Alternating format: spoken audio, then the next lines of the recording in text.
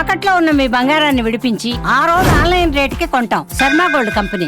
నమస్తే, welcome to Suman TV. Nidigunta Aruna YSR Congress party హయాంలో ఈమె చేసినటువంటి అరాచకాలు, ఈమె చేసినటువంటి అవినీతి, ఈమె ఎంతమందిని బెదిరించింది, ఎంత వసూళ్లకు పాల్పడింది, ఏ దందాలు చేసింది, ఇవన్నీ కూడా ప్రస్తుతం వెలుగులోకి వస్తూ ఉన్నాయి. ఇప్పుడు ఒక ఫ్లాట్ యజమానిని బెదిరించిన కేసులో ఈమె అరెస్ట్ అయింది. అసలు ఈమె వ్యవహారం ఎట్లా బయటకు వచ్చింది?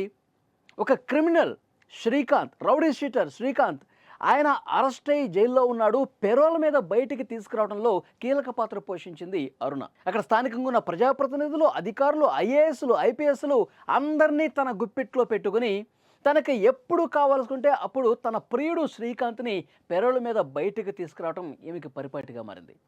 సో ఆ పెరోల్ విషయం ఎప్పుడైతే బయటకు వచ్చిందో, రుయా ఆసుపత్రిలో శ్రీకాంత్తో అత్యంత సన్నిహితంగా ఉన్నటువంటి వీడియోలు ఎప్పుడైతే బయటకు వచ్చాయో, అరుణకు సంబంధించిన వ్యవహారం కూడా అప్పుడే వెలుగులోకి వచ్చింది. ఆమెకు సంబంధించిన ఒక్కొక్క విషయం బయటకు వస్తుంది.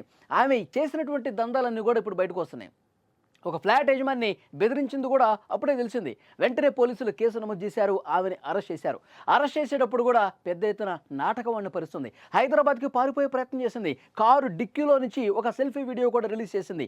నన్ను అక్రమంగా అరెస్ట్ చేస్తా ఉన్నారు, పోలీసులు నా కారులో గంజాయి పెట్టి ఆ రకంగా అరెస్ట్ చేయాలన్న ఉద్దేశంతో ప్రయత్నం చేస్తున్నారంటూ అబద్ధాలాడి ఒక వీడియో కూడా రిలీజ్ చేశారు. తర్వాత వెంటనే ఆమెని పోలీసులు అదుపులోకి తీసుకున్నారు, అరెస్ట్ చేశారు, జైలుకు కూడా తరలించిన పరిస్థితుంది. ఇప్పుడు ఇన్వెస్టిగేట్ చేస్తున్నటువంటి పోలీసులకు వైసీపీ హయాంలో ఆమె ఏవైతే దందాలు చేసిందో అవన్నీ కూడా ఇప్పుడు బయటకు వస్తున్న పరిస్థితుంది. సూళ్లూరుపేట నియోజకవర్గంలో అక్కడ అప్పుడు వైసీపీ ఎమ్మెల్యేగా ఉన్నటువంటి సంజీవయ్య ఎవరైతే ఉన్నారో, ఆ సంజీవయ్యతో కలిసి పెద్ద ఎత్తున దుర్మార్గాలు చేసినట్టుగా ఇన్ఫర్మేషన్ వస్తోంది. ఆ నియోజకవర్గంలో భార్యాభర్తలు తగాదాలను పరిష్కరించడంలో పెద్ద ఎత్తున డబ్బులు మూటగట్టుకున్నారని చెప్పి ఒక వార్త ఇప్పుడు బయటకు వచ్చింది. ఎందుకంటే ఈమె దిశ పోలీస్ స్టేషన్లకు అనుబంధంగా కొన్ని కౌన్సిలింగ్ కమిటీలు కూడా ఏర్పాటు చేసింది అప్పుడు వైసీపీ ప్రభుత్వం. ఆ కౌన్సిలింగ్ మాటున దందాలు చేసిందేమే. ఆ కౌన్సిలింగ్ కమిటీలో ఒక మెంబర్గా చేరి ఏవైతే భార్యాభర్తల పంచాయతీలు ఉంటాయో, లేదంటే ఒక అమ్మాయిని మోసం చేసినటువంటి కేసులు వాళ్ళ దగ్గరికి చాలా వస్తుంటాయి. దిశ పోలీస్ స్టేషన్ పరిధిలోకి అలాంటి కేసులు ఎక్కువ వస్తుంటాయి. సో ఆ విధంగా ఆ పంచాయతీలు చేసే దాంట్లో భాగంగా పెద్ద మొత్తం డబ్బులు వసూలు చేసింది. అప్పటి ఎమ్మెల్యే సంజీవ్తో కలిసి పెద్ద ఎత్తున వీళ్ళు డబ్బులు సొమ్ము చేసుకున్నారని చెప్పి వార్తలు వస్తామని బాధితులు కూడా ప్రస్తుతం పోలీస్ స్టేషన్లకు వచ్చి ఆమె మీద కేసులు పెడుతున్న పరిస్థితుంది. ఇన్ని రోజులు ఆమె బయట స్వేచ్ఛగా తిరిగింది. ఆ రౌడీ షీటర్ శ్రీకాంత్తో ఉన్నటువంటి పరిచయం, చాలామంది ప్రజాప్రతినిధులు, ఐఏఎస్లు, ఐపీఎస్లు ఆమె చెప్పు చేతుల్లో ఉండటం చేత ఎవరు కూడా ధైర్యంగా ముందుకొచ్చి కేసులు పెట్టిన పరిస్థితుంది. ఎందుకంటే చాలా కబ్జా కేసులు కూడా ఉన్నాయి, చాలామందిని బెదిరించిన కేసులు ఉన్నాయి, చాలామంది మీద దాడులకు పాల్పడే కేసులు ఉన్నాయి. ఇవన్నీ కూడా ఒక్కొక్కటిగా ఇప్పుడు బాధితులు బయటకు వస్తూ ఉన్నారు, కేసులు పెడతా ఉన్నారు, కొత్త కేసులు నమోదవుతున్నటువంటి పరిస్థితి ఉంది.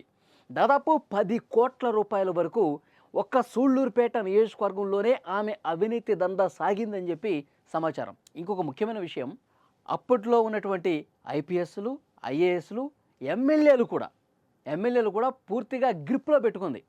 హనీ ట్రాప్కు పాల్పడినట్టుగా తెలుస్తోంది. ఆమె హనీ ట్రాప్కి ఏ విధంగా పాల్పడిందంటే, ఎవరికైనా పని చేసి పెట్టాలన్నా, లేదంటే తన సొంత అవసరాలు ఏమైనా ఉన్నా, ముఖ్యంగా నెల్లూరు, తిరుపతి, చిత్తూరు జిల్లాల పరిధిలో ఏ అవసరం ఉన్నా, ఎవరన్నా పని కోసం వచ్చినా అక్కడ స్థానికంగా ఉన్న ఎమ్మెల్యేలు కావచ్చు, మంత్రులు కావచ్చు, సీనియర్ ఐపీఎస్లు, ఐఏఎస్లని పూర్తిగా లోబరుచుకుని, ఎందుకంటే ఈమె ఎప్పుడూ కూడా వాళ్ళతో మాట్లాడినప్పుడు ఈమెకు ఒక అలవాటు ఉండేది. వాళ్ళ ఫోన్లు రికార్డ్ చేసుకోవటం, వాళ్ళు కలిసినప్పుడు ఫోటోలు తీసుకోవటం, ఏదైనా వీడియో కాల్లో మాట్లాడినవి, వాళ్ళు ఏదైనా క్లోజ్గా మాట్లాడినవి, ఇవన్నీ కూడా రికార్డ్ చేసుకుని పెట్టుకునేది, వీటిని చూపించేది. అప్పటి వరకు తన పని తాను చేయించుకోవటానికి ఎంతవరకైనా వెళ్తుందనమాట.